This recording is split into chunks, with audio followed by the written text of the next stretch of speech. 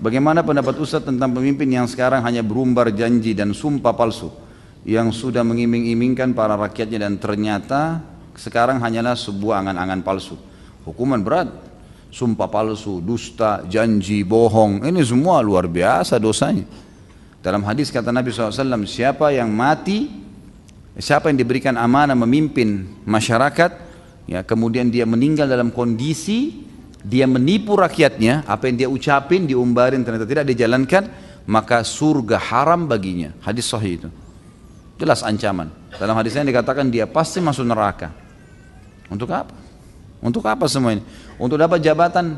Teman-teman coba bayangkan, anggap seorang presiden berhasil 2 periode, 10 tahun.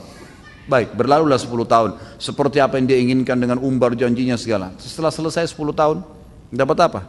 Dikenang namanya, dipasang fotonya, hanya itu. Lalu kemudian kita tanggung konsekuensi orang yang didustai satu Indonesia. Itu bukan main-main itu. Ini orang-orang kalau datang hari kiamat menuntut kita bagaimana nih? Gitu.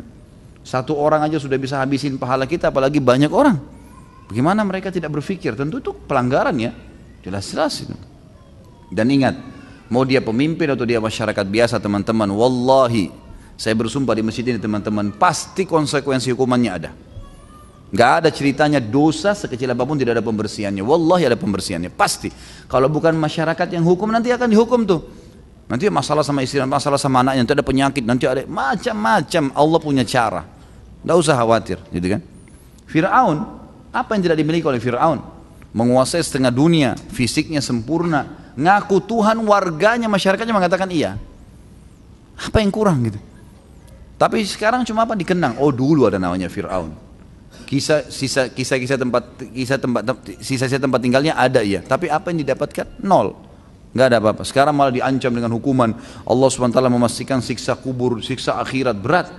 Dan orang-orang ini akan mengatakan pada hari kiamat tidak punya apa-apa lagi. Hukuman makin berat karena makin berat ya, makin banyak perbuatan yang dilakukan dari kesalahan.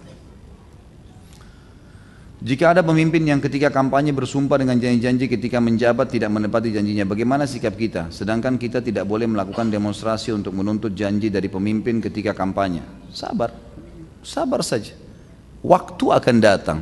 Mau kemana dia? Muter-muter di bumi ini. Ujung-ujungnya mati, dihisab sama Allah. Mau kemana dia? Sabar. Kalau memang dia janjikan dia nipu, hukuman buat dia, gitu kan?